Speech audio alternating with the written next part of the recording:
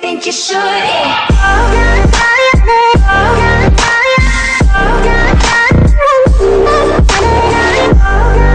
I'm the 10th man, Beef King Salad, and the host of the Whānau podcast, and I welcome my dear friend and YouTube channel, and, well, it's not just YouTube, channel partner, there we go, Harriet Skelly. How are you today, sir? Skeleton in the closet.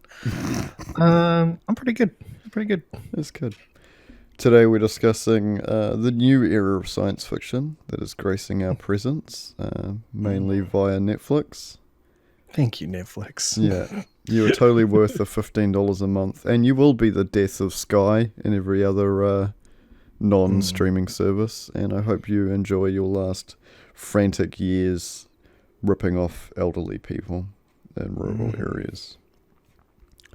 Okay, so there's been a lot of sci-fi recently, which has really tickled my proverbial jimmies, because it's my favourite TV and movie genre. Yeah. We're obviously this episode is going to contain a F-load of spoilers, folks. Oh yeah. So if you haven't watched anything recently, pause now. Go watch about 7 different TV shows and come back, and then unpause. Yeah. Just cancel whatever you're doing in your life. It's not worth it. Science fiction is more worth it than you. You'll never know. So, where do you want to start? We're going to discuss... I'm going to pull my webpage up here. We're going to discuss the new release from Netflix, Love, Death and Robots, which I thoroughly enjoyed. Altered Carbon, which I finished for the third time yesterday.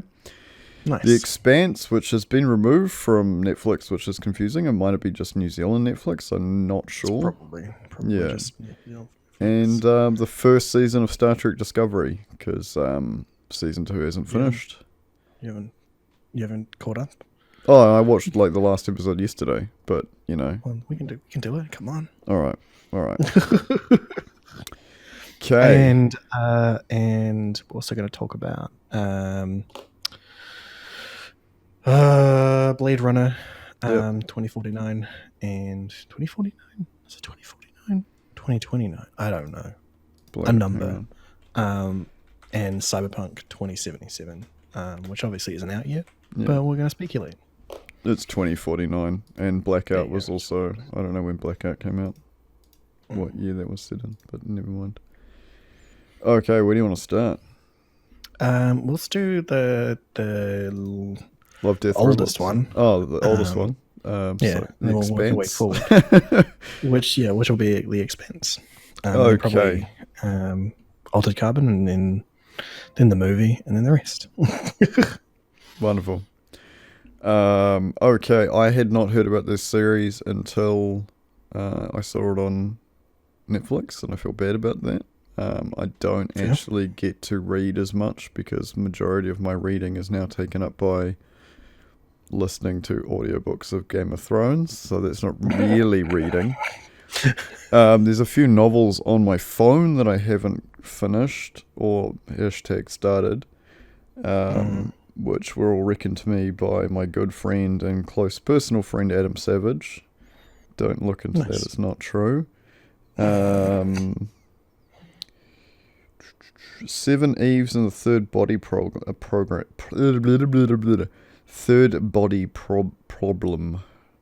was reading it, but I was trying to read the name at the same time. So there's 2 books I haven't finished. Yeah, I don't really have a lot of time to read books in general. That's why audiobooks are the shit. It is why audiobooks are the shit. But yeah, I also don't know. I don't really like audiobooks nearly as much. I was passable on audio dramas from Doctor Who, because 8th Doctor basically. But pretty much otherwise, I don't know. I just can't really get into it. I never really had my parents read me stories as a kid, so I guess that's probably where it's come from. But also, I don't know. I like to read stuff. That would explain a lot. Yeah. Also, I also read really fast. Oh, fair enough. I read really fast. So when you've got Stephen Fry or whoever just doing a leisurely talk through a book, you're just like, I could do this. I could spend this time better. Each chapter is 2 hours long. And then he sat upon the grass, and you're like, no! Exactly. Yeah, I can understand that. I'm a little bit... books. Yeah, audiobooks. Yeah. Audio dramas, I quite like, my favourite being my favourite book. But we won't go into that because that's a rabbit hole I don't want to touch today. Yeah. Okay, the paperback that I'm reading at the moment, just to like bring it in, is Peter F. Hamilton, because that's basically like the sci-fi that I really read, because they're really big and really long, and they should really be made into TV shows, which is leading into The Expanse, which is a sci-fi novel that got turned into a TV show. Yeah, saves Altered Carbon, but anyway, yeah. This would be the case, really.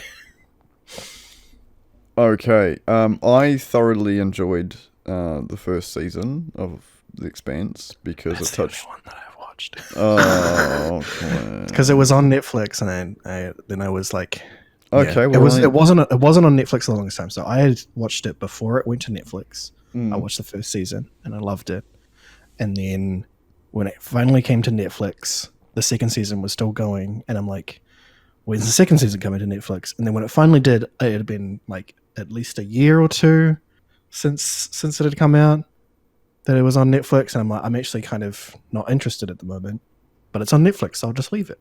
And then it disappeared. So I've only seen the first season, but I'll eventually watch the second season. There's actually 3 seasons, by the way. There's 3 seasons now? Oh, yeah, the third season hasn't come out. To us, anyway. Probably come out to other people.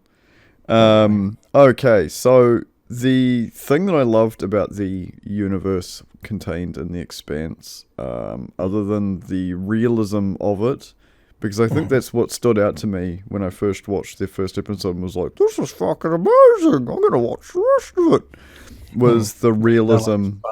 No faster than light travel, no teleporters. Yeah. It's just straight up, like, only like 10 years in the future, realistically. If we just like put all of our resources into spaceflight, we could get to The Expanse really quickly. Like, it's not far flung future. That's what I'm trying to get at. There is a mini episode within the books, and I'm not sure if it's an actual book within itself, or is it just like I don't know how the novelist did it, but in the TV show, it's just random little like spits back into someone else's life. And it goes over how this guy accidentally made his engine super efficient. Yeah. And that's how they were able to get to the what do they call it? The rim? The belt, sorry. A belter, yeah. Which is it's the belt of asteroids outside of Mars. Yeah. Which is where they get their ice from. Yeah. Even then, the thing is that when it comes to conventional engines, as much as they're not very efficient, if we put a lot of energy into creating either a space elevator or a method of getting people off the ground and up further into the atmosphere without a lot of energy, then as soon as we get there, as soon as we get some stuff in there and start building in space, that's it. It's easy. We can go from there. Like, it's not hard after that.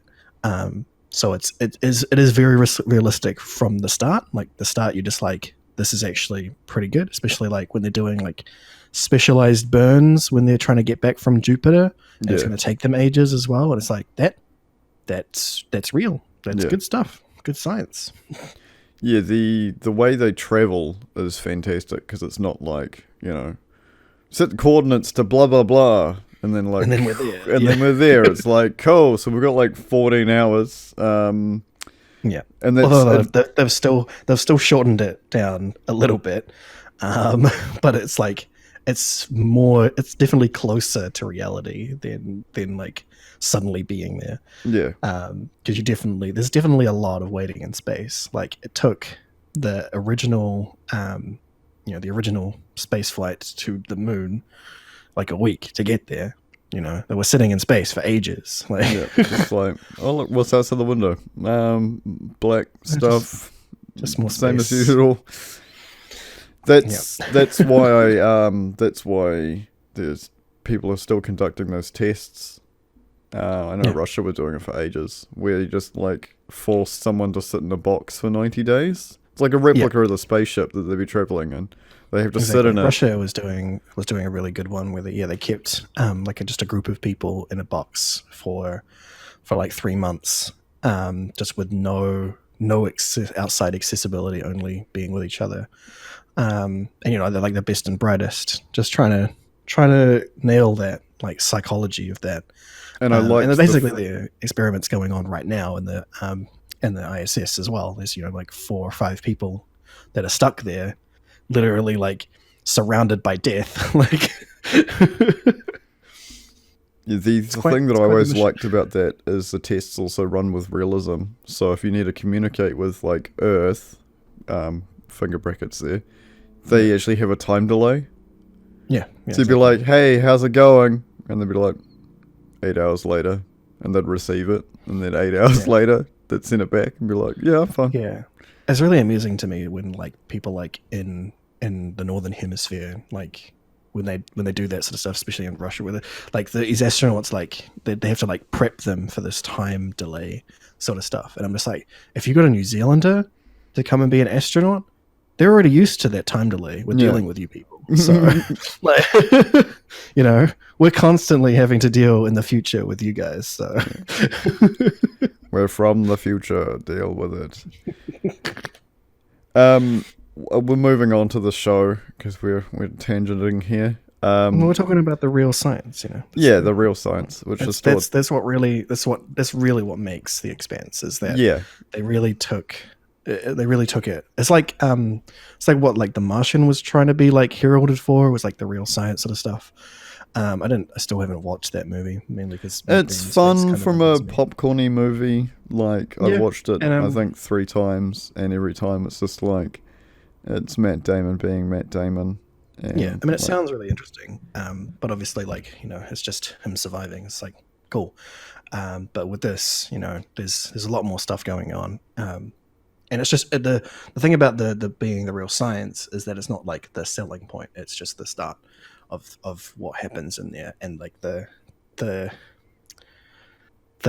sort of governmental conspiracy thing that's like being underlined there. It's very much Game of Thrones in space, in that sense. Yeah, verily. The first season really like brought me in.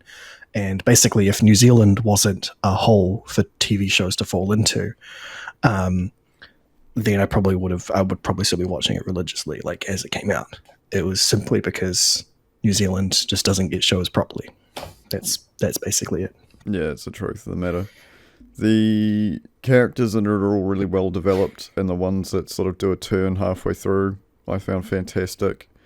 None of the characters they all seemed real. That's the easiest way. I was going to go on a big tangent of how to explain it. The characters all seem real. They don't seem over the top. They don't seem like bullshit sci-fi characters, You go from Picard and the seasons to Picard in the movies, where he goes from like diplomat and like, negotiator to action hero, where he's like hand fighting dozens of Borg drones at the same time.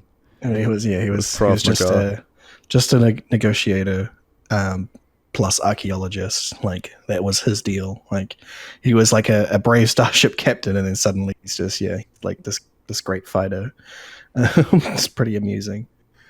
This like the only thing that I can say that like that kind of seems like overblown, like personality wise, is stuff that they actually like allude to and then like actually like backtrack and like reveal it properly. Yeah. Like what's his face being like a Martian,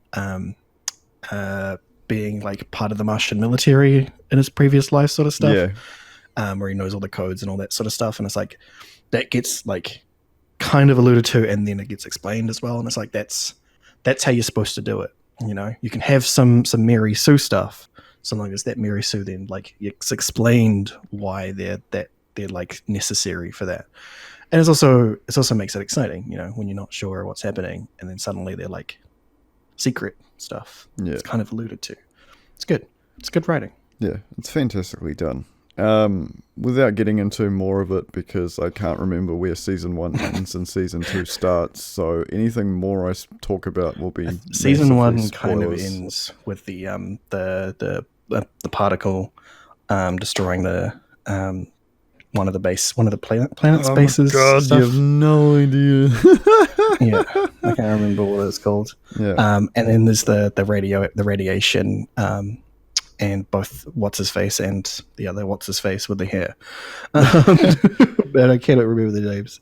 It's actually been way too long since I watched that. I should watch it, and if I watch it, then I'm going to watch the second season. So I need to prep all of that stuff. Yeah.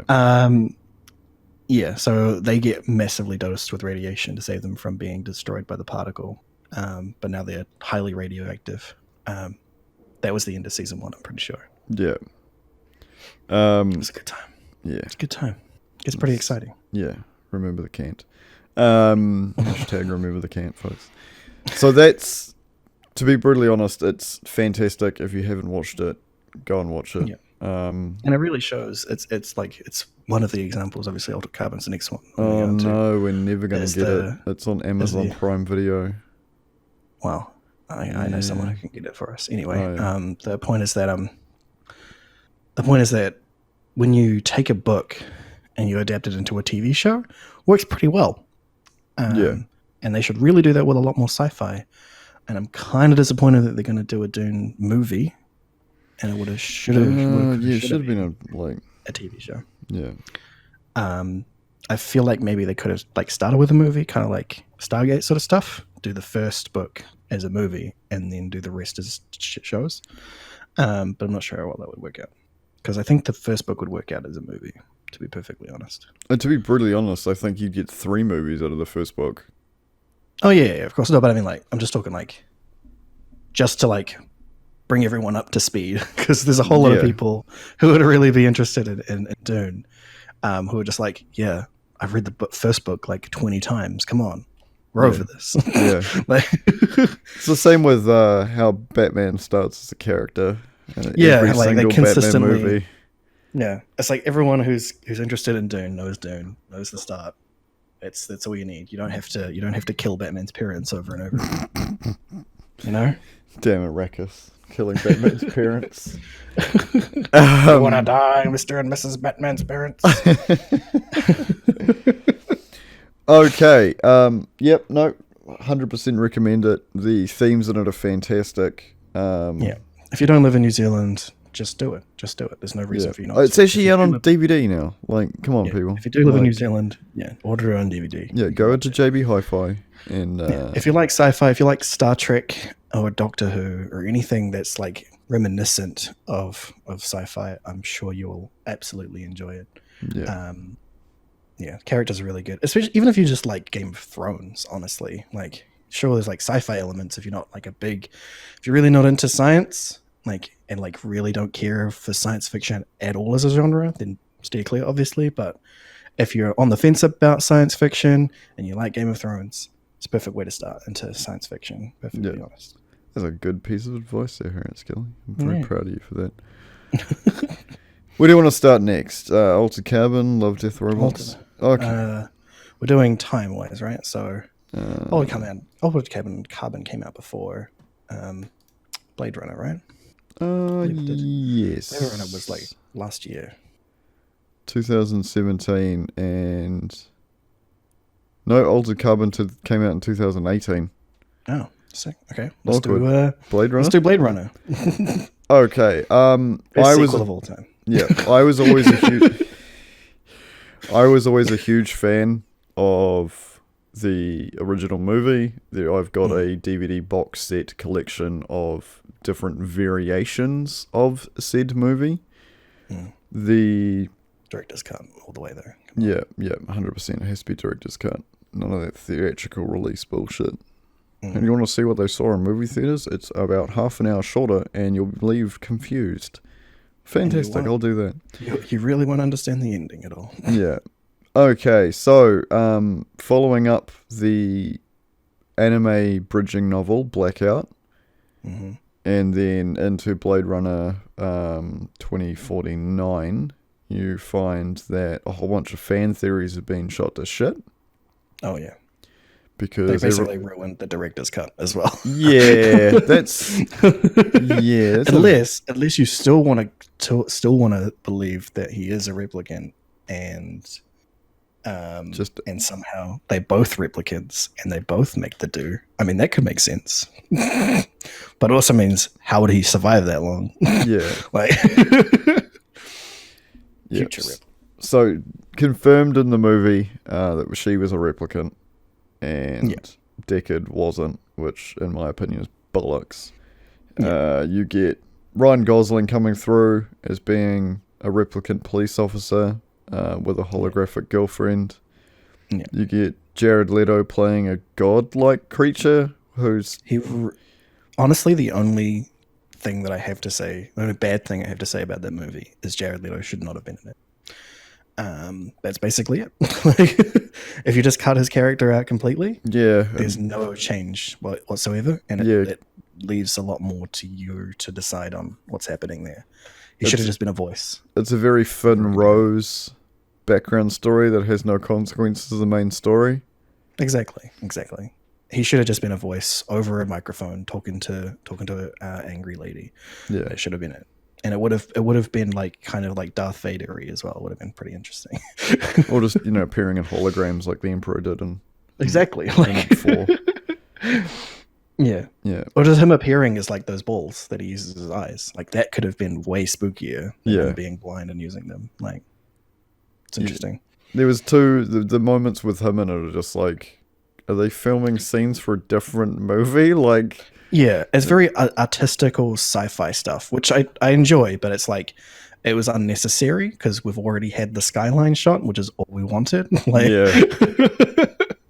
that's all you really need, You need all the holograms and the big buildings and the rain and the coats, and then you got your cyberpunk movie, and that's all you need. You don't need some blind guy who's sitting in like a poorly lit room. Talking about shit that doesn't have any consequences. Touching random naked girls. Like, what is this? Come on. Ryan Gosling's character was fantastic. His character arc, I think, was pretty bloody decent. It just goes off from him being basically so pure and good. Accepted replicant into becoming more human, I guess. Yeah. It's very close to the novel. The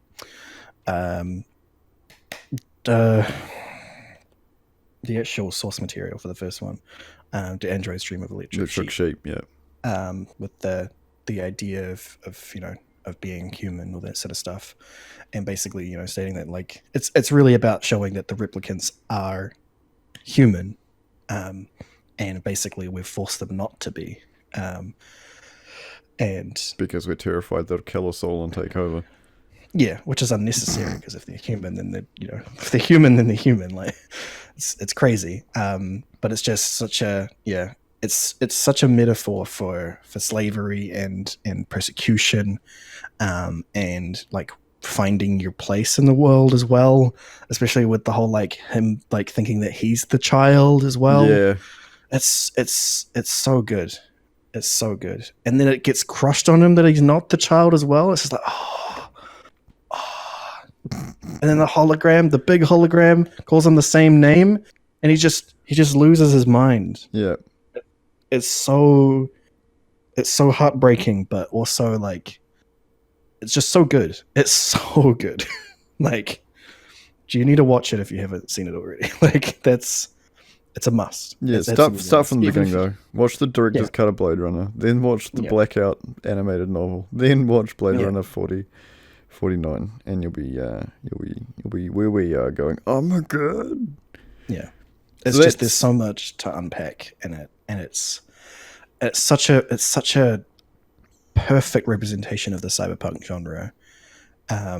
To the fact that like it doesn't make timeline sense as well, which is like what I'm trying by myself to like try and make cyberpunk is not it's not like a future dystopian stuff. It's kind of like an alt history thing now, where you say that like only a couple of years from now, like 2 years from now, we're all like super sci-fi punked up stuff, and it's like alternate history effect. Because that's basically what the first Blade Runner is now, considering it happened in 2020 something, the first one. Yeah, it's not far away. Like, it's not. We're not gonna get there. I think that actually the opening scene was like 2018 or something. So it's like, yeah, it's like this isn't gonna work. And then there's also all the Japanese flair and the Eastern philosophy stuff of like robots having souls and all that sort of stuff, just thrown in there casually, and that's what you need for cyberpunk, and it's so good.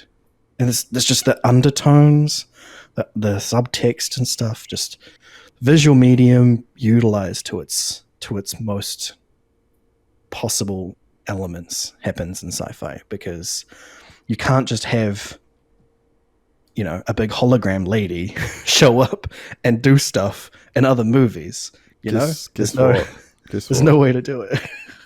The film is set in a dystopian future Los Angeles in 2019. Yeah, there you go. See? We're lagging behind, folks. We've got to get up to... we got to get there. We got to get those replicants. Electric sheep. Replicant war. The thing is that, like, when it really comes down to it, the replicants aren't actually, like, robots or anything. No, they're just like... what we see. They're just cloned humans. Yeah. That we've basically programmed to do stuff. And it's... Because the point is that, like, even What's-Her-Face, the girlfriend, the mother, I can't remember. Man, I'm really bad with names. She's just a human body. She's just a human bones. Yeah. There's no metallic part of her. They just put her in a box and she's bones now. And it's like, that really proves that she's just human. Like, she has a child as well that's human.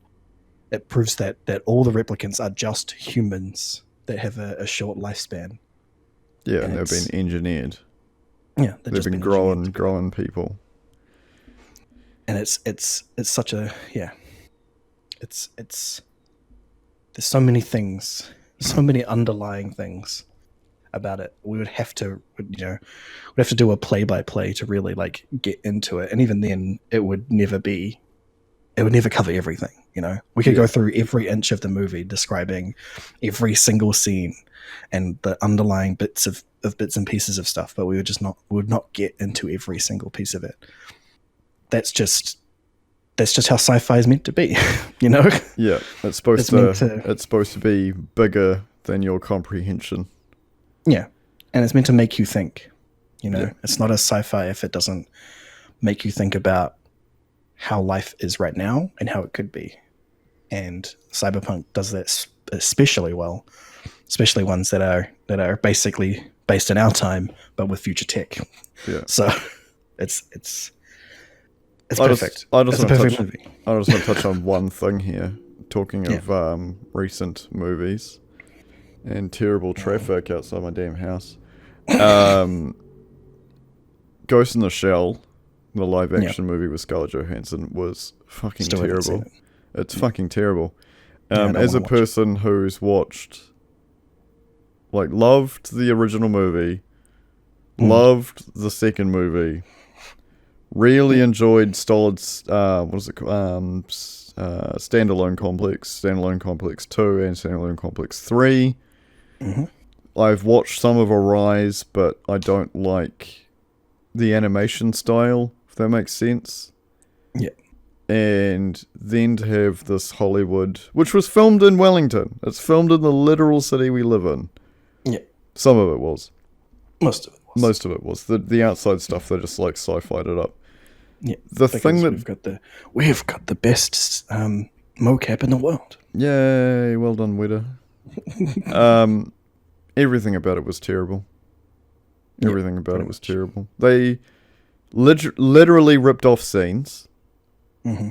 They literally ripped off ideas and then fucked them up so badly that they weren't the original ideas anymore. They were just like, this is a photocopy of a photocopy. Yeah. And they had the budget, they had the actors, and they just did it terribly. And I feel bad for everyone who worked on it because it could have been more. Exactly. Yeah. And that's really like that's basically why I'm not going to go see it. Probably never going to watch it, even completely never free or whatever. Never gonna give. Never going to give you up. Same with Alita as well. Yeah, I'm not really interested in that shit at all. As that, as much as Blade Runner is an adaptation, it basically doesn't keep anything from the original book rather than themes more than anything else. And the extension of the movies themselves are masterpieces in their own right. And trying to do an adaptation for an anime with live action characters, it's just tacky. Like it's never been good. Like not even Japan can do it properly because it's already in a visual medium, and a lot of the time the artists themselves are the person who wrote it. Yeah. So a lot of what you're seeing is drawn that way for the story purpose. So trying to translate that into a live action medium will never work. Like 100%. It's just like you might as well just get them to redraw it. Like that's it. Like just get them to redraw it. That's all you need to do. Like if you're trying to do that. The only other suggestion that I can make is that you take the themes and make a completely different movie. But you have to properly change it. You can't keep any of the same characters or anything. I'm reminded of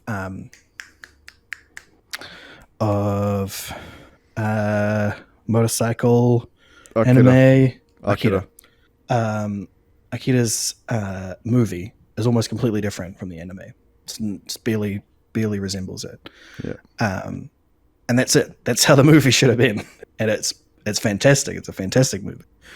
And I'm so glad that they still haven't done any sort of live action stuff of that. Yeah, there's been grumblings over the years. There've been lots of grumblings over the years. They'll probably try to, but especially if Alita gets lots of money. Yeah. Let's ruin other people's stuff. Oh. So yeah. Basically. There you go. We've just covered 3 things we didn't list in the beginning. Isn't that fantastic? That's crazy. Basically, Blade Runner is how Cyberpunk should be done. If you're thinking about making one, watch all of the movies, read all the books, do all the stuff, and then do something completely different to that, but keep the love for it. Yeah. That's all you need to do. So, moving on to our next Cyberpunk thing, Altered Carbon. Hell yeah. This is how a Cyberpunk TV show should be done. Yeah. I literally finished the last episode last night, so it's all pretty fresh in my memory. I've watched it 3 times as well. So. Yeah.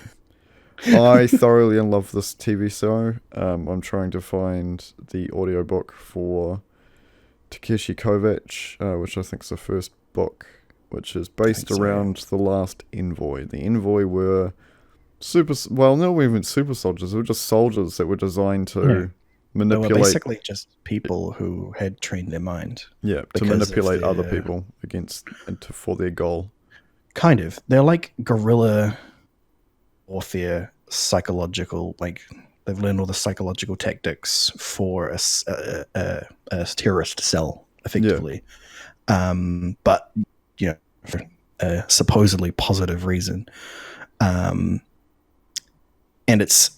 the idea is simply that they, because of the whole sleeve aspect, having perfect control of your mind and your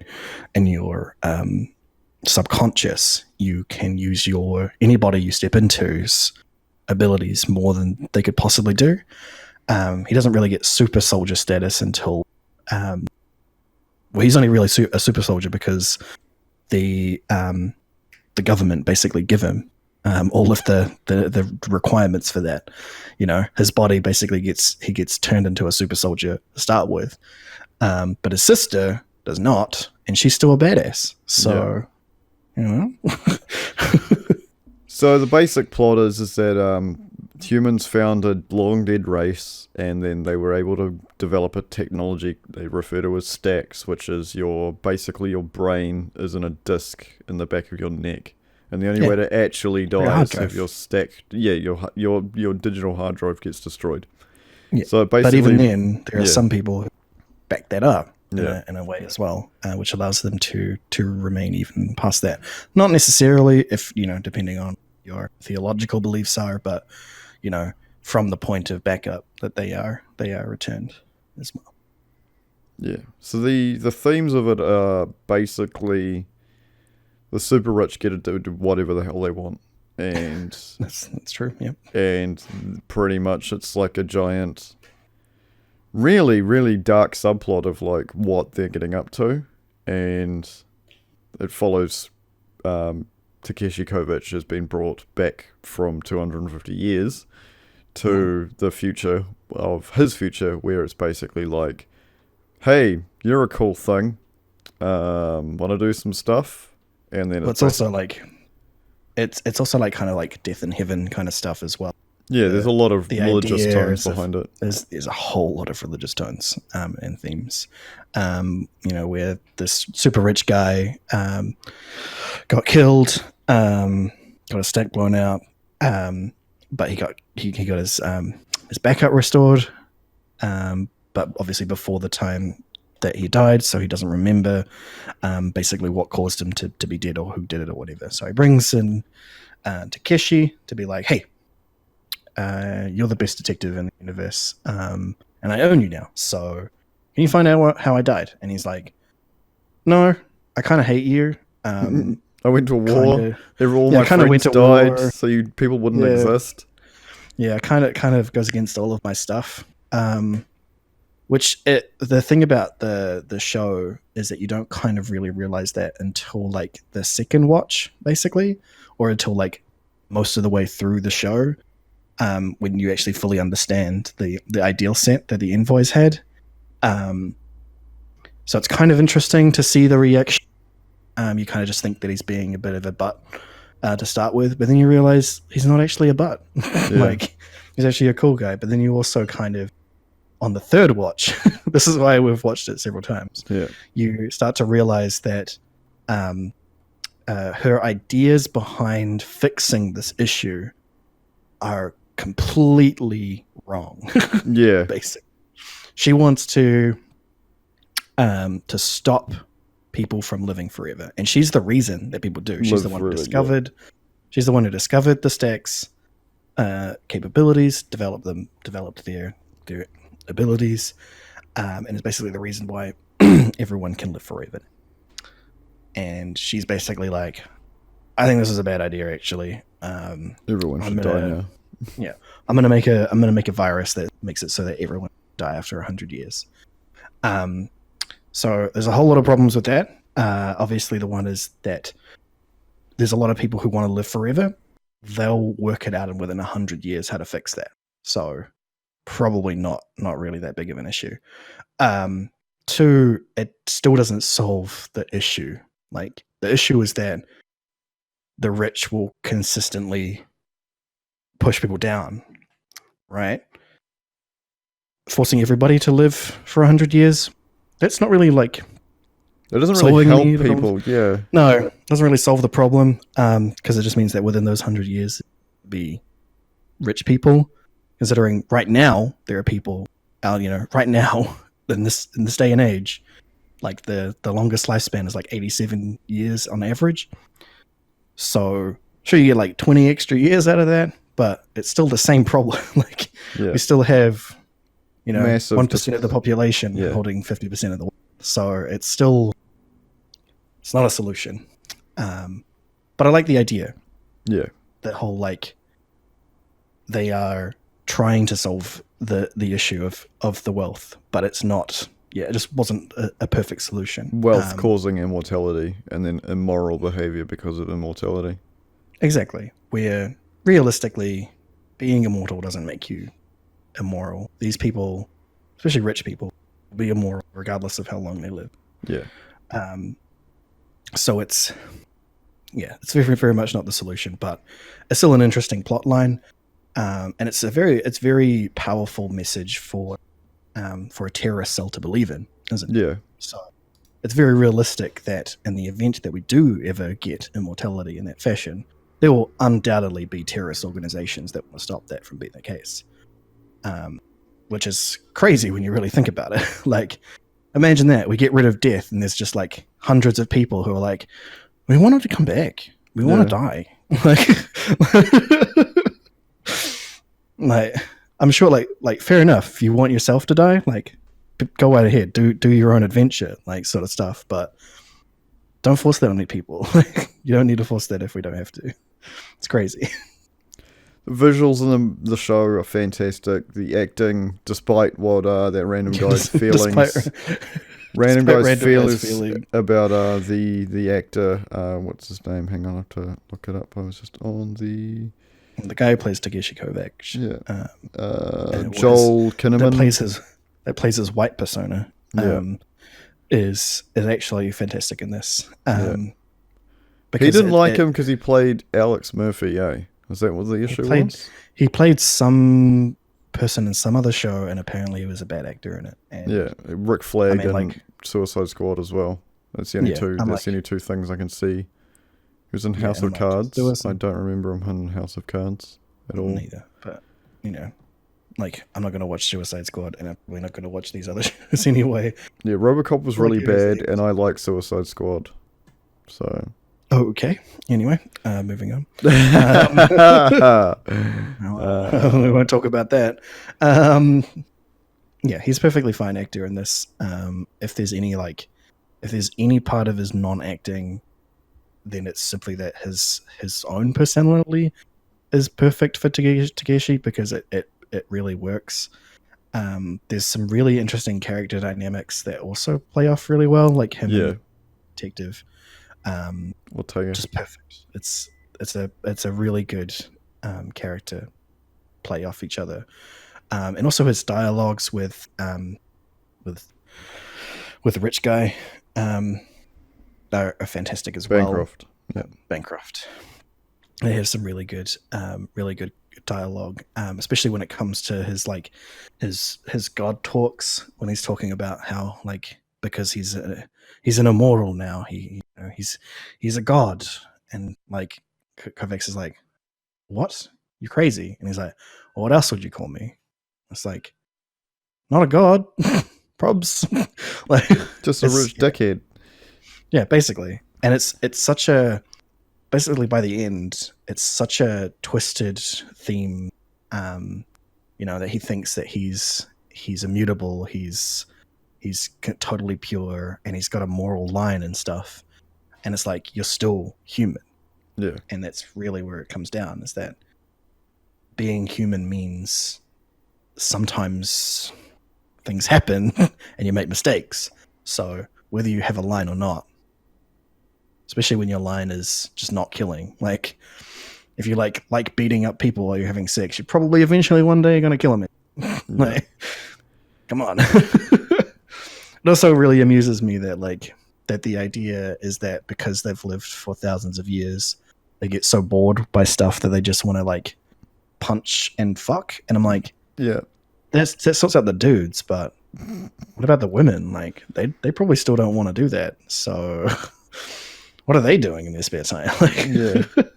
I mean, I know that Bancroft's wife like had a bunch of clones of her made, and like integrated them all into one mind so she could have crazy gangbang sex. But that's probably like the like lesser or bigger of the two events. That's like a Thursday afternoon. That's like, what do I do with the rest of the week? Exactly. Like, you're done now.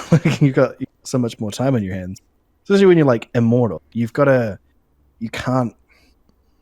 It's surprising to me that anyone would think that once you become immortal, like continue to do the daily grind sort of stuff. Especially when you're already a rich guy. So like the idea that he goes off to Japan to do like a business deal, and then just like has a daily routine where he like goes to a specific strip club, gets some sex, and then comes back, like beats some people up. Like having a revolving set like that. That's what would make you bored. Yeah. Out of your mind. It's not being immortal. You know, change it up. You know, every week do something different. And that's what would probably happen, especially being super rich. And they have other planets to go to. Like, yeah, it's the interesting thing that, like, yeah, without ripping it apart, because I haven't read the other two novels, or don't know the storyline of it. Yeah, the universe is massive, and they're like, oh yeah, there's heaps of colonized worlds and blah blah blah, and it's like, oh cool, I'm gonna hang out on Earth and just like beat up prostitutes for a living. Like, it seems like a weird thing. But then I haven't, maybe that was just, I wouldn't say bad writing, but maybe just like sheltered writing. It's definitely like it's more about it's obviously more from Takeshi's view. Yeah. So it could easily be said that he is doing off-world stuff during that time, whatever, and he just likes to come back to Earth. And a lot of the interstellar travel that they do is from transferring your mind and not your body. Yeah. So he's also one of those people that likes to remain in his own flesh. He's even got shitloads of clones of himself made, so that he doesn't have to be in a different body. There's this really cool, not really cool, just like really interesting conversation that he has when he's gone into a camp of refugees that are basically all sick with this really bioweapon that's horribly contagious, but they're carriers rather than... Exactly. Yeah. So he's like doing this bit where he's like, basically securing his godhood by coming in and like touching them and like letting himself die, as like a godly sort of sacrifice sort of thing, which is very, very heavily played off that, he's just doing it for the cameras, and it's very obvious, but it's still kind of one of those events. But Kovacs asks him, why are you in an old body? Why are you clone? You've got all these clones. Why you're not old body? And he's like, it's about the wisdom. People see bodies as old bodies as wisdom, all that sort of stuff. Like, there's just so much more story in there that you don't really like realize. Like you watch it on the first time, you're just like, it was a cool like sci-fi rom. But then you start watching it more times, you're like, there's so many layers to this. Like, it's the same reason he keeps his son as like a teenager body, even though his son's like 100 years old, and he's just like, I want to do stuff, and he's like, no, you're too young. It's like, motherfucker, I'm 100 years old. Like, let me do stuff. He's like, nah, you're stupid. He wants to be this immutable, like constant god-like figure. So he keeps all of his children young. Yeah. And like one of his daughters, who's like hundreds of years old, is like in his wife's body, fucking one of the security guards. Yeah, that's so funny. But yeah, it's really just like the psychology behind it is really interesting when it comes to that sort of stuff. There's so many layers to it, so many layers. Like the religious encoding sort of stuff as well. When they're talking about like it's used as a plot device to say that the religious coding means that you can't have your stack. You've decided that I have a soul, and therefore if I die, I'm dead. Exactly. Even though you've basically got immortality if you've got the money. Yeah, it's basically like, if your religion or your belief is that you want to die once, there's a perfectly fine side, but it's basically used by the bad guys to stop people from being spun back up and tell their story, basically. So it's very much a plot device, but you kind of also start to realize also another form of classism and control. Yeah. Because as much as the rich people kind of have like a pseudo religion, they believe that they are God. That's their religion. That's why they're fine with being immortal. But there's a whole lot of people who aren't even close to rich or just like middle class who have that religious encoding, and it means that when they die, even though there's no reason.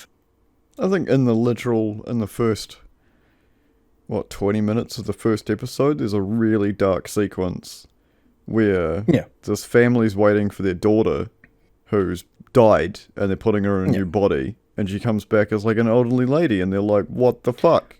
Yeah, that's pretty brutal. Your insurance doesn't pay for anything better, so whatever, you get what's It's pretty brutal, but it's also kind of, and it's also kind of wrong when you think about it, because if they've got cloning, well, it's expensive. That's the issue. That's the thing, is once you've got cloning, it doesn't matter how expensive it is. Like, once you've got it, because you could put it on a credit card, right? Even if you're on minimum wage, and you'd eventually pay. You live forever, so you'll eventually pay that.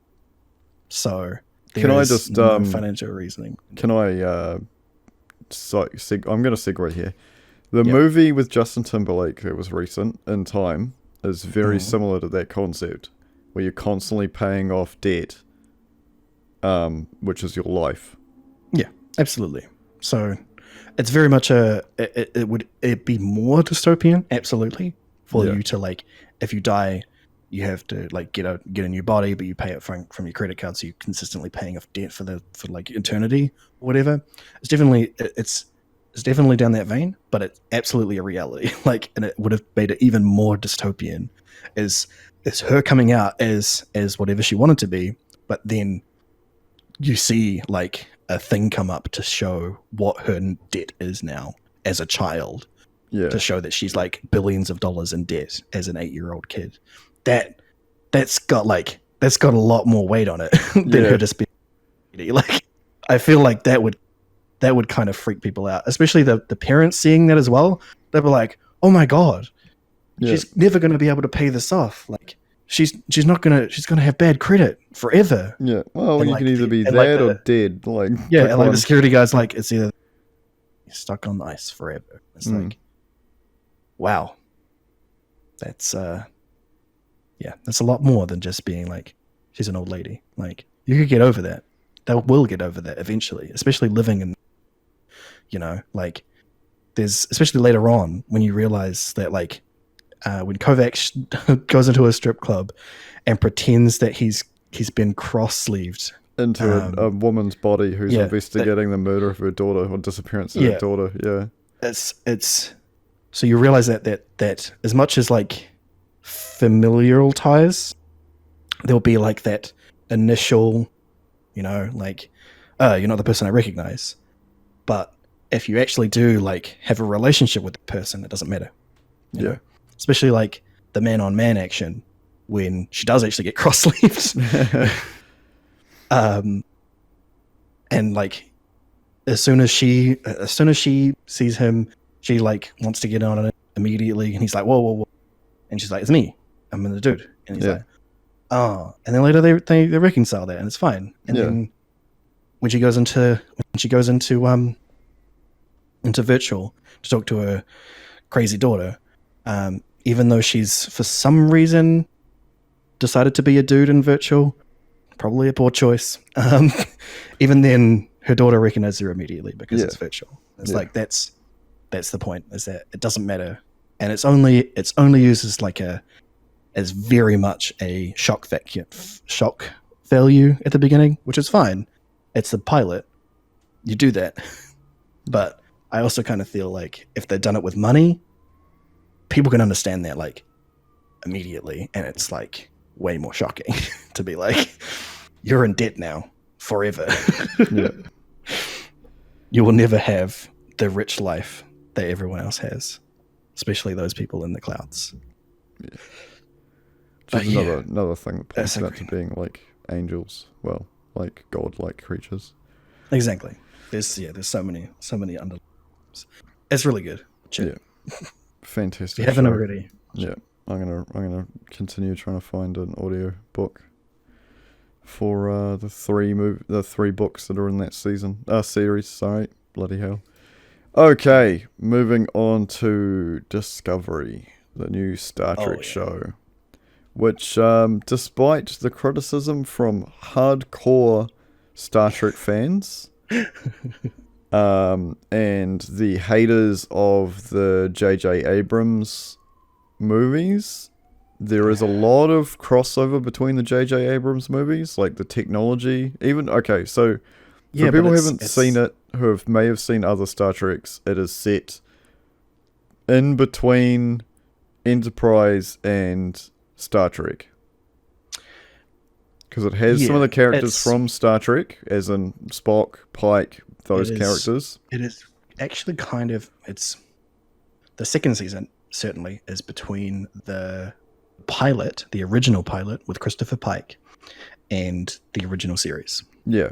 That's where the second season is set. The first season is literally set like a year or two before that.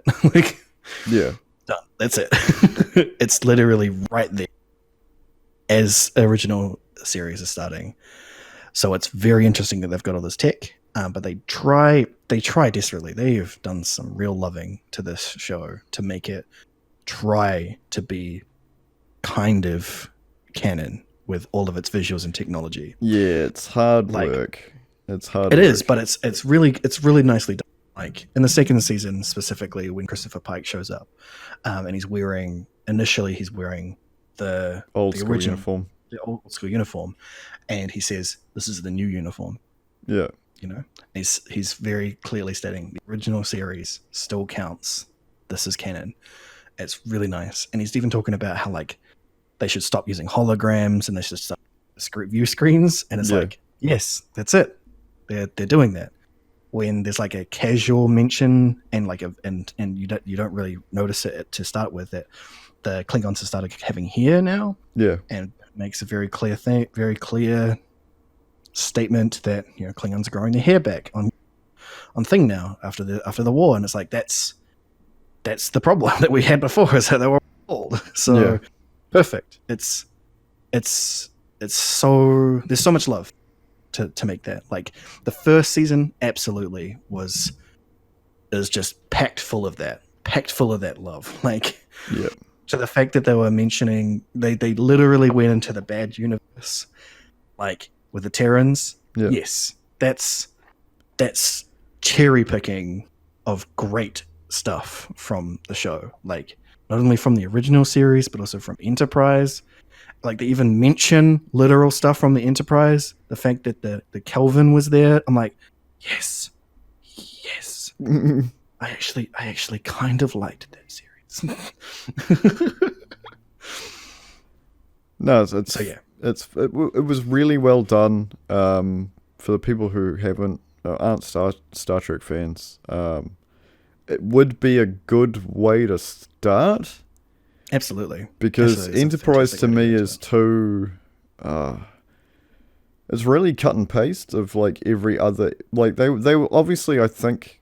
Don't Google this because I'm not saying facts here. I'm just saying my opinion.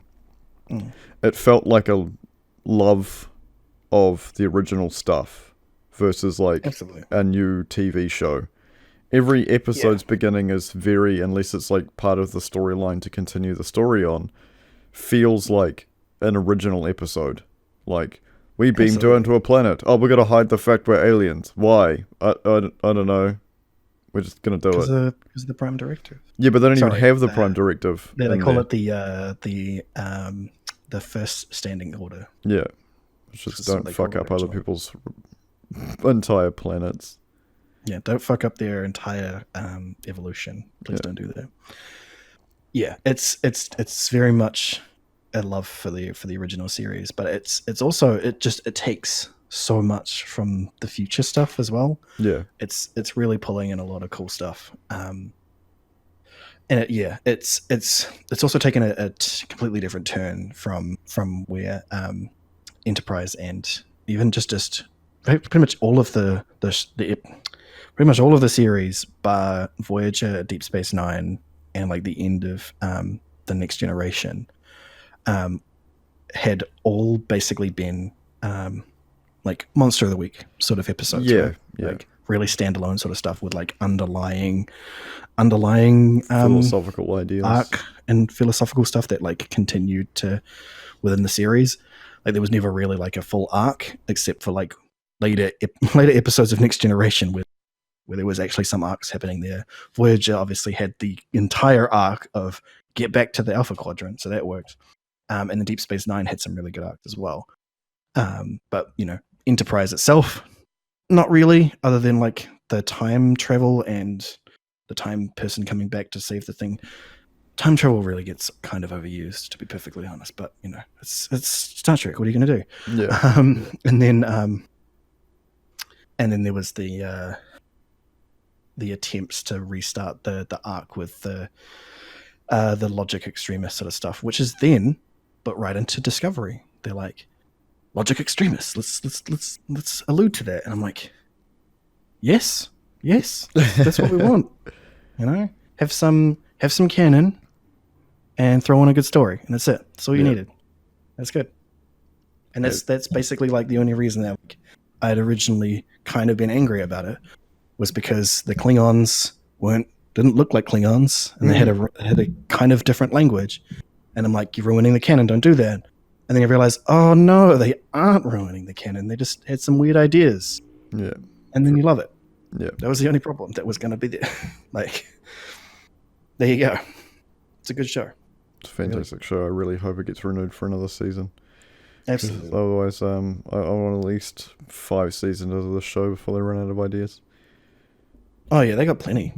Especially if they continue on, just by saying that like it operates side by side with the original series. Like, that would be perfect because the Enterprise in the original series is the deep space exploration. Yeah, it goes off right? a 5-year mission, and that's when they come back for the movies. Exactly. So the Discovery isn't that. It's a science vessel within Alpha Quadrant sort of stuff.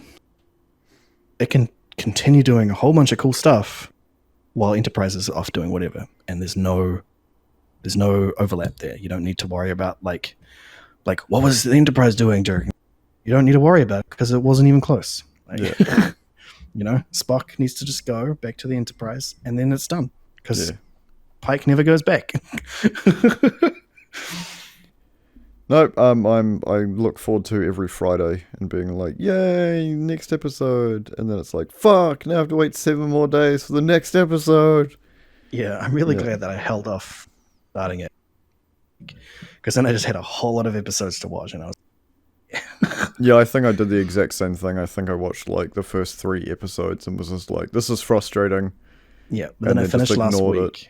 And then I finished last week. I got up to date last week. And then I was like, oh no, I have to wait. Oh no. Third season was ordered in February. That's fantastic. Hell yeah. Yay. Yeah.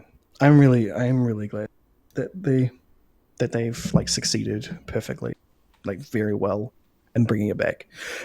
Just basically to show that there's no reason why they can't do the same thing with shows in that sort of vein, especially Stargate.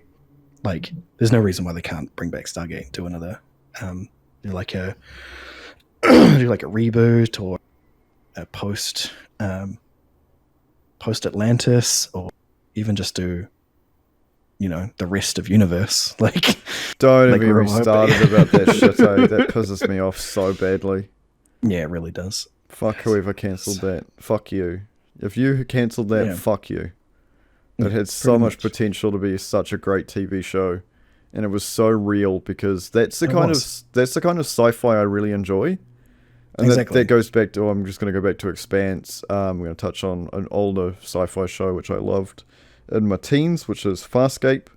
And it's like the plot, the overarching plot isn't like we've got to go save the universe from this big bad thing. The overlying plot is, shit, we have to survive the next, like, forever with our natural lives.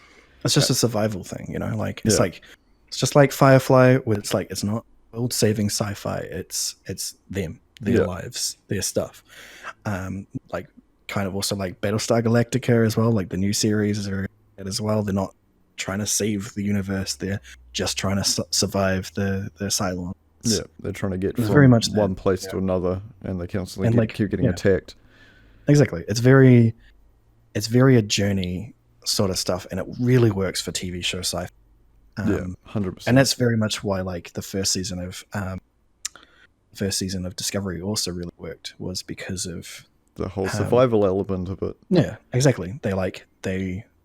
They were basically cut off from everybody, and then they just go right into another universe where they're stuck there and they need to survive and get out. And it's like, that's perfect. Surrounded by enemies at all sides, trying to survive.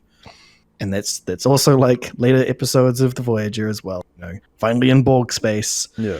And we're still trying to get back to Earth and not going to fight in the year of hell. And oh man, Voyager. So the upcoming podcast where we just watch every episode of Star Trek. But yeah, Stargate universe. If they just, because they've set themselves up perfectly to do it, and it was such a love thing to do from the writers, that they were basically like, yeah, they cancelled it, but we know that they'll want to do this because it's perfect, and the only reason that we're cancelled is because they keep changing the time slot on us. So thanks as soon as we come back, Roman Firefly and whoever. So they were Sci-Fi channel. Yeah, I think it was Sci-Fi. Yeah. So if they basically set it up perfectly so that if anyone gets the rights back, if anyone wants to do it, they can do it, and they can do it perfectly. They can just go right into it. Just, we're out of cryostasis. We're a little bit older because malfunction, whatever. Get rid of Eli if you want to, because you can just die, and then you're good. Yeah. Like bam, right into another series, and it's just like, thank you for doing that, because you could have easily have just like had it end on a cliffhanger or whatever, and then it'll be too hard to continue because the actors got older or whatever. But they were like, here you go. Perfectly set up. And it doesn't even have to be, it doesn't even have to be live action. You could just get all the actors back and just have them voice an animated series, Yeah. Like, people would love that. People would love that. It won awards, for God's sake. Yeah. Air, is it Air? One of them won a bunch of awards. Jeffrey Rush won a bunch of awards for being him. I like the episode where they go to a planet and the time-space continuum shit's all fucky, and then everyone thinks he's a demon. I thought that was great. I thought that was a great episode. Oh yeah, that's fantastic. The idea that like that they had split because they went through they tried to open the Stargate in a star. They went back in time, created an alternate dimension that they now are in, where they have a whole bunch of descendants, and humans have populated this galaxy because that they were there. It's like, that's great. And the religion is that they think Jeffrey Rush is a demon. It's such a funny thing when you really understand the characters as well, because they're just like, yeah, he kind of is. Yeah. It's so funny. It's just in the development of those characters as well. Like Jeffrey's he spends so much time being a total prick, and then like he develops into just like being this mellow guy at the end. It's like, what? Yeah. How does this is actually fantastic? It's so sad, so sad. Man, that wasn't even on our list, and I really. Well, it's not really new. That's the issue. Exactly, that's the problem. It died before its time. Yeah. Okay, we're going to touch on the last, because unlike you, I haven't, unlike me, you haven't loved every inch and millimeter of Black Mirror, and I don't understand why. I just like the British stuff, I'm sorry. Yeah, have you seen Bandersnatch? Because that's British. No, I haven't yet. Okay. Because I don't like Choose Your Own Adventure either. Okay, fair enough. We're moving on to if you haven't seen it, folks, ignore Harriet Skelly and watch it. Oh yeah, absolutely, absolutely. Watch the British stuff, absolutely. And if you can stomach the American stuff, absolutely. I'd imagine that it's still going to be a whole lot better than a lot of other stuff. Some of those the episodes British, are so fantastic, though. yeah, the British stuff absolutely is so good, so good. I was talking about the American And you can get season. to see you get to see 13th Doctor get pounded. I mean that's always a good thing, right?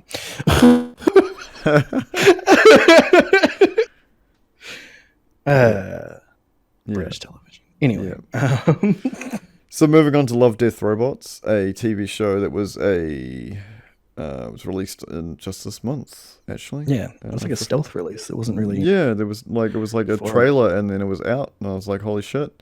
Yeah, just got dumped on Netflix, and then just like seen it pop up on Reddit a bunch of times with like cool art, and you're like, "What is this from?" And it's like Love, Death, Robots, and you like go and watch it, and you're like, "Oh, this is great."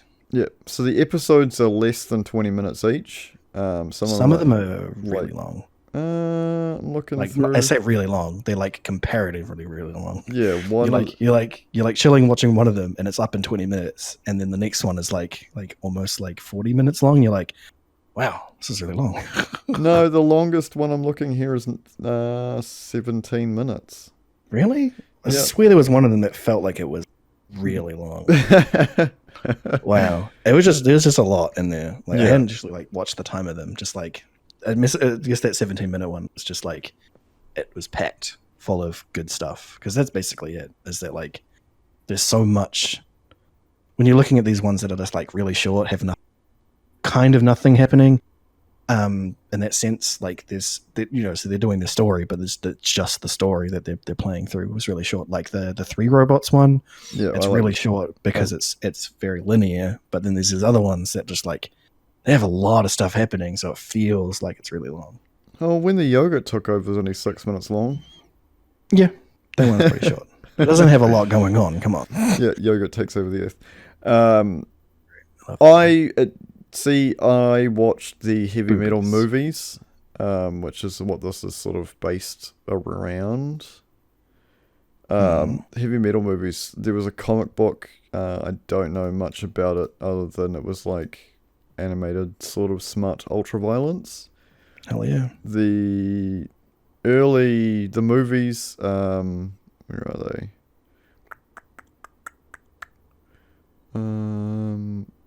Was it? So there was 2 movies. It was Heavy Metal and Heavy Metal 2000, and they were like what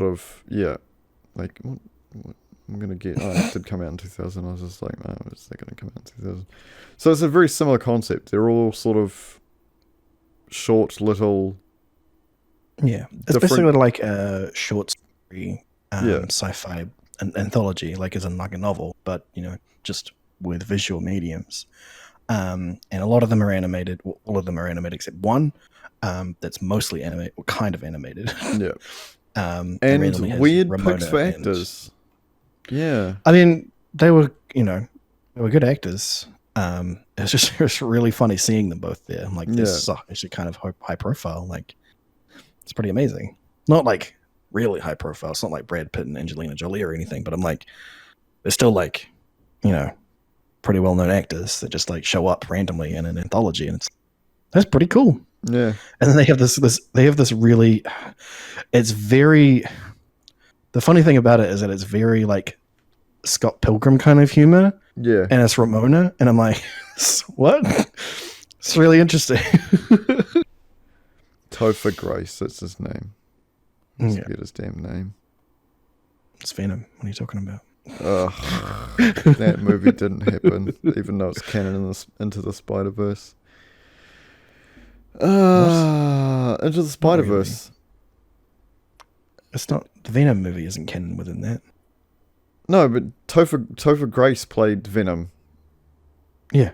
In Spider-Man 3. Yeah, and 3, yes. And then into the Spider-Verse. The thing is him dancing down the street. But it's only that universe. Like, it's not canon in Miles. No, because it's different. That's what I love about Marvel. They're just like, oh yeah, this is a different version of everything. Fuck you. And you're like, oh Oh okay. yeah. Same thing happens in DC. Yeah, but Admittedly, DC a use lot it as worse. like a fucking plot line. Oh, Yeah, we're they just do. gonna reverse time, and none of those things happened. And you're like, Yeah, oh we're going to okay. get rid of all of the universes, bar 52. Yeah. Why 52? Well, that's how many states America has. So Yeah. yes, 18 episodes long. It's worth a watch. It'll only take you a couple of hours. Yeah. There's a lot of there's some of them that are not like blow your mind crazy, that are just like, that was cool. But none of them are duds. Like, none of them are bad. Yeah. They're all at least pretty alright. But some of them are fantastic. Like, I'll give you like a spectrum. So like the meh okay ones, like the alien spider web in Outside of the Galaxy. Like, kind of see it happening. It's kind of like, this is a cool thing. Animation is pretty much the best thing about it. It's kind of like, it seems like it's basically made in a Final Fantasy, which is kind of cool. And it's boobies. And then like blow your mind crazy ones is literally the first episode with the monster fighting. Yeah. Fantastic. Ending is also like, yes. And Zima Blue, oh man, Zima Blue, like, it's got like that Carmen Sandiego sort of animation going on. Yeah. And then just like the lead up into the finale, and just like, that was, yes, hilarious, but also fantastic. I really enjoyed Suits. I really. Which one was that? It's the one with the farmers. Oh yeah, the farmers. Yeah, fight the aliens. Yeah, that episode's amazing. It has a lot of those themes too. Sort of a 40K-esque of just people just being like, oh god damn it, and just having to like slaughter a whole bunch of shit with ultra violence. Yeah, it was very like, it was very I don't know, it kind of, it's not like stereotypical, it's just like, it's got a lot of tropes in there that work together very well, like the grouchy farmer archetype stuff. Yeah. The old lady who's like, and like the cannons and the like rednecky sort of nature of, but then just like big mech Gundam fighting things. Yeah. Yes, this is perfect. And then the bugs, and you're like, yes, exactly, 100%. Yeah, it's fantastic. I always like bug fighting. It's great. Yeah, because it's just, yeah, it's such a typical thing. It's like they're fighting lots of little ones and they're getting fucked up, but they're sort of like holding their own, and then the giant one turns up and they're like, oh shit, we're fucked.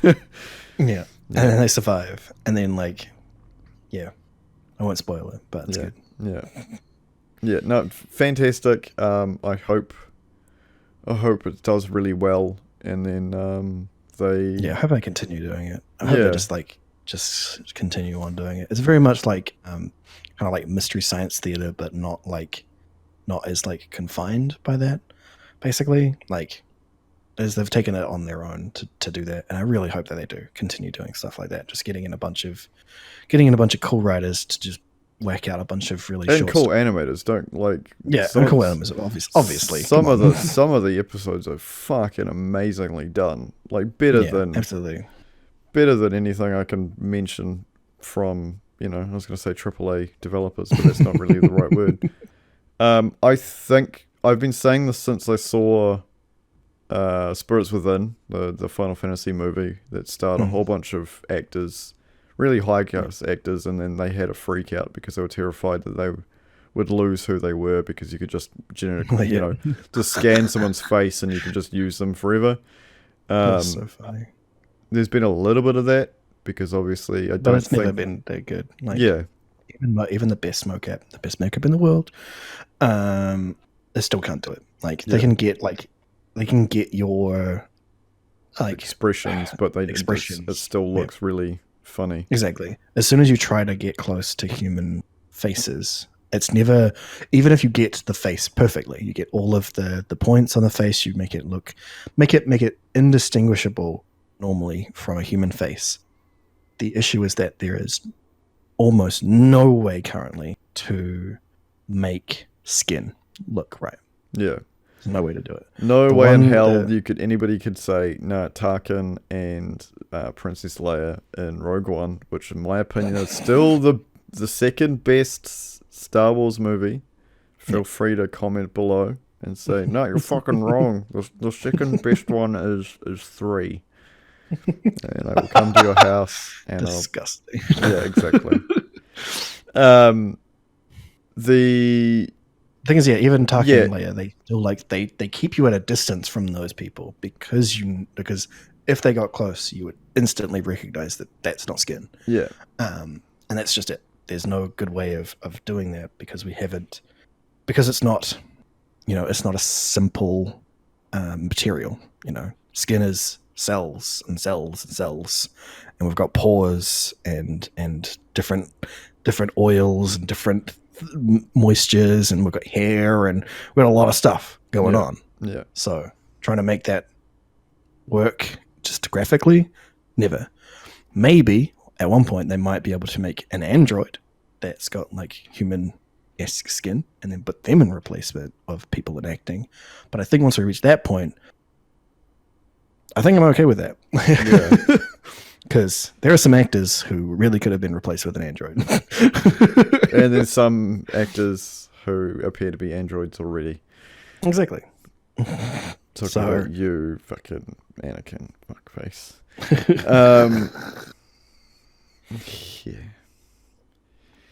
Yeah. So that's pretty much it. Is there anything you want to throw into the mix before we finish?